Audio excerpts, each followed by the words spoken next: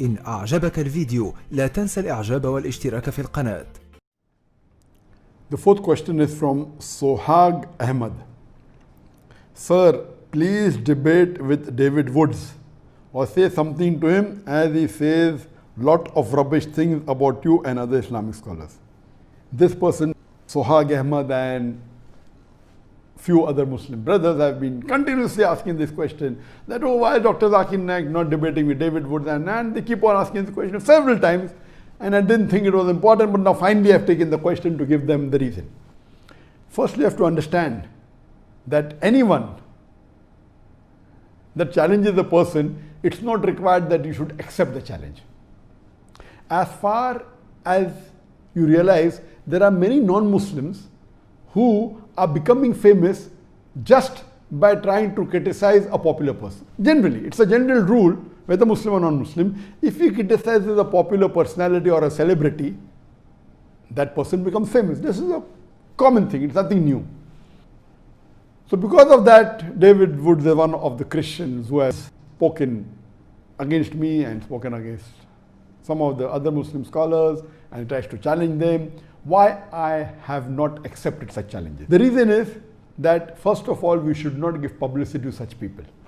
That is the reason I didn't want to answer this question. Then I thought of answering the question without taking the name of David Woods.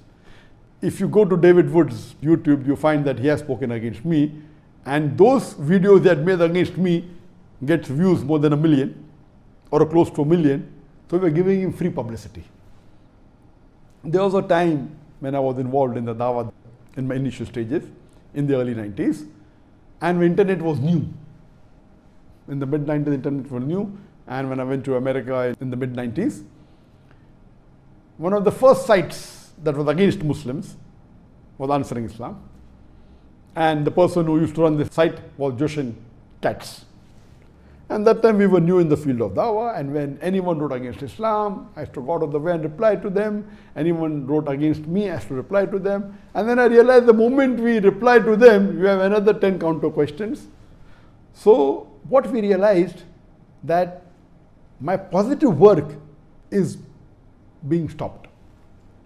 If really that question is a logical question or a question that deserves a reply, should be replied. But these frivolous arguments, at that time when I was new, I told Joshin Katz that, okay, do you want to debate with me? You're writing against Islam. He said, do you think I'm a fool to debate with Dr. Zakir Naik? That was his reply. So if you see in the initial stages of my Dawah in the late 90s, in the early 2000s, I had many debates. And then I realized that debating is not the best, it should be done when required. But better is to talk about, give lectures on similarities between Islam and Christianity, similarities between Islam and Hinduism. But when required, yes. And one of the best debaters in the world, you know, was Sheikh Ahmed Didat. But then we realized that there were people who started challenging me. And one such person was from USA again. I'll tell you his name. Sam Shamoon. And when I went to Chicago, I met him. He said, oh, I want to debate with you. I said, send your guru. And then I had a debate with his guru, Dr. William Campbell. And when I accepted this debate, I was called by the students of USA that Dr. William Campbell wrote a book, Quran and Bible in the Light of Science. And he took out about 30 scientific errors in the Quran. And for 8 years, no Muslim replied. So this book was doing a great damage for the Dawah of the Muslims. And no one replied, so I took up the challenge. I read the book and I went and I debated with. And alhamdulillah, in Chicago, there were two groups among the Muslims.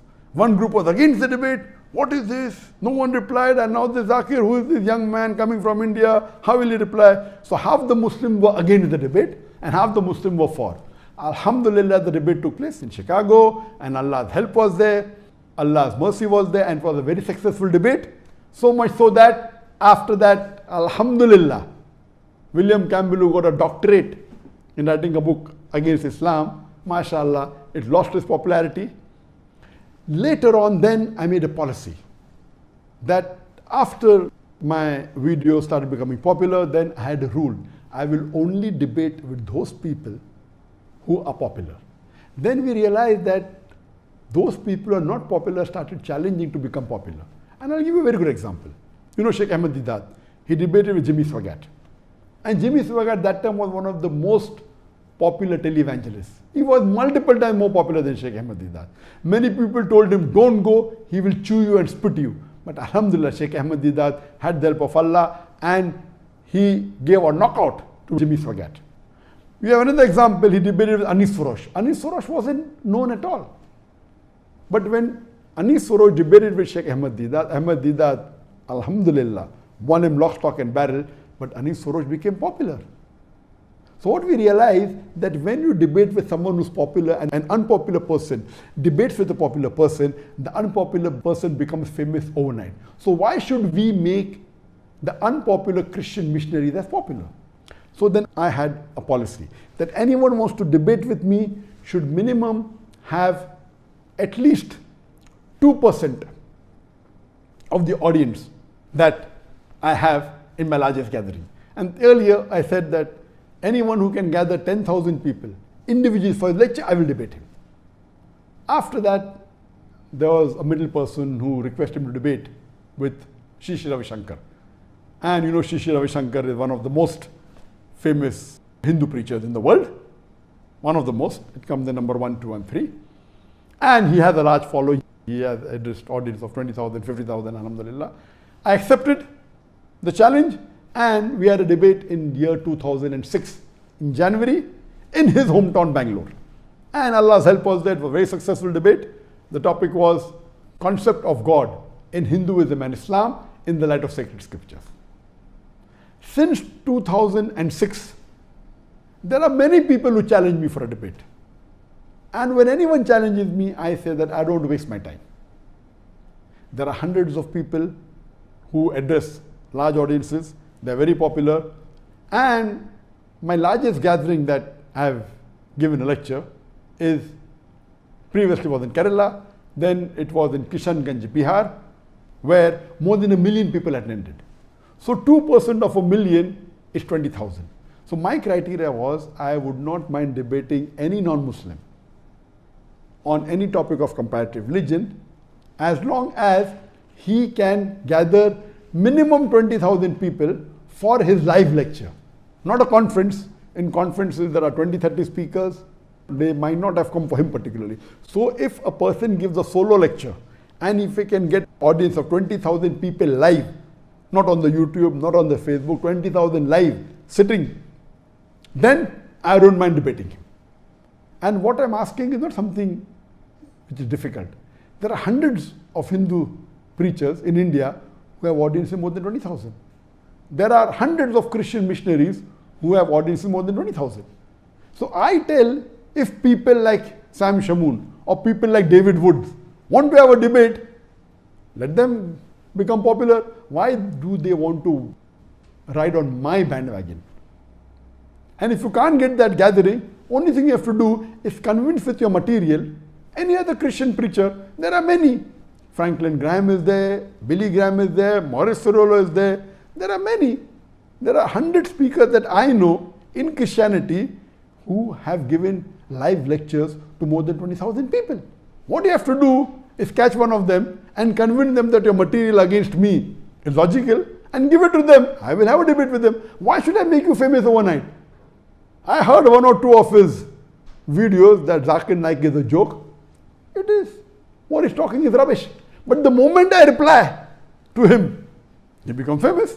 That's the reason I was avoiding handling this question, because now the moment I take the name of David Woods, most of the people hearing me tonight may not be aware of David Woods.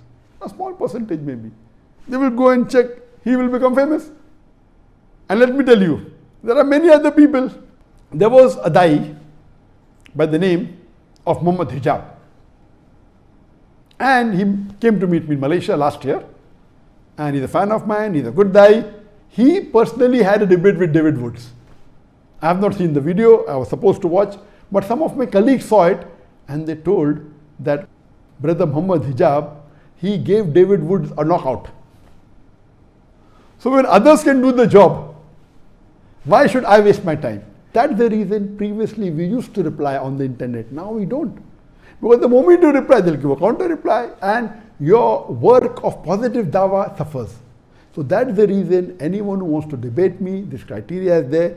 Give it to a celebrity, give it to a famous personality, he will not be a fool to debate with me. Today, if someone gives $1 million to Sri Ravi Shankar, he will never agree to have a debate with me again. He knows that. Even if you give $2 million to him, he will not. Because he's a celebrity.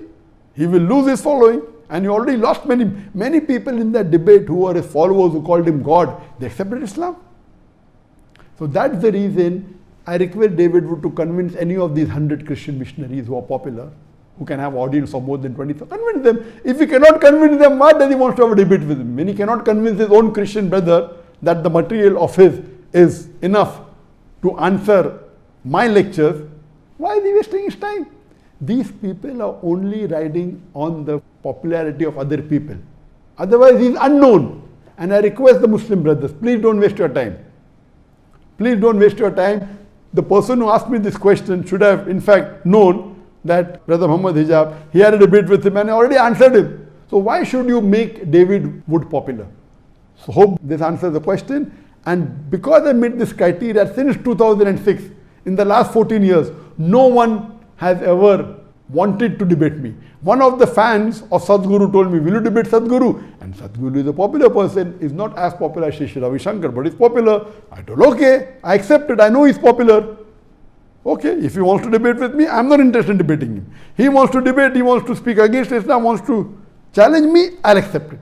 Because if he challenges me, and if Allah's help is there, and we present the truth and answer to all his illogical arguments, but naturally he will lose his following. So if people like Sadhguru or someone who's popular want to challenge on any topic of Islam and comparative religion, which I deal with, I accept the challenge. Hope that answers the question. إن أعجبك الفيديو لا تنسى الإعجاب والاشتراك في القناة.